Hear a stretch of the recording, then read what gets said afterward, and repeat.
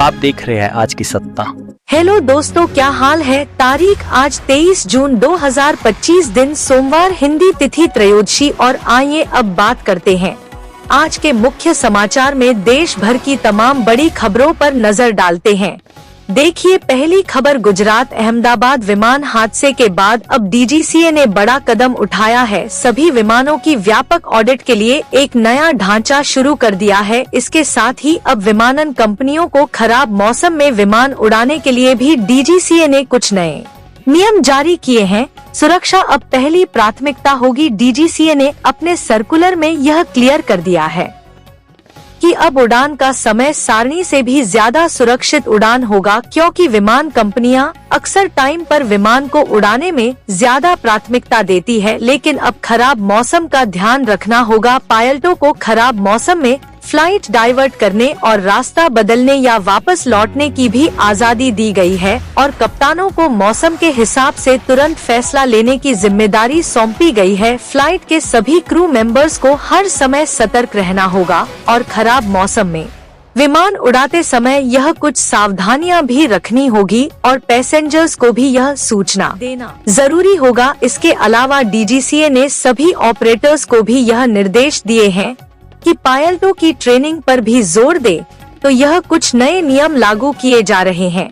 अहमदाबाद विमान हादसे के बाद भविष्य में ऐसे हादसे फिर से ना हो, इसीलिए इसके अलावा एयर इंडिया कंपनी के निरीक्षण और ऑडिट की तो स्पेशल जांच होगी। डीजीसीए ने 2024 से लेकर अब तक का ब्यौरा भी मांगा है। और एक खबर देखिए, एयर इंडिया की मुश्किलें तो अभी भी खत्म होने का नाम नहीं ले रही। बीते दिन एक फ्लाइट में बम की धमकी मिली, तो उसके बाद फ्लाइट नंबर AI 1114 को इमरजेंसी लैंडिंग कराया गया। वहीं बीते दिन एयर इंडिया ने सिंगापुर की भी अपनी 2 फ्लाइट सस्पेंड की और 19 घरेलू रूट पर भी फ्लाइट की संख्या घटाई। 15 जुलाई तक एयर इंडिया का यह बदलाव रहेगा। एयर इंडिया ने 3 फ्लाइट्स को 15 जुलाई तक अस्थायी रूप से सस्पेंड कर दिया है, जो कि 19 रूट पर चलने वाली फ्लाइट है। यह और अहमदाबाद विमान क्रैश का मलबा हटाते समय भी एक बड़ा हादसा हो गया। जो प्लेन की तेल बिल्डिंग में फंसी हुई थी, उसको नीचे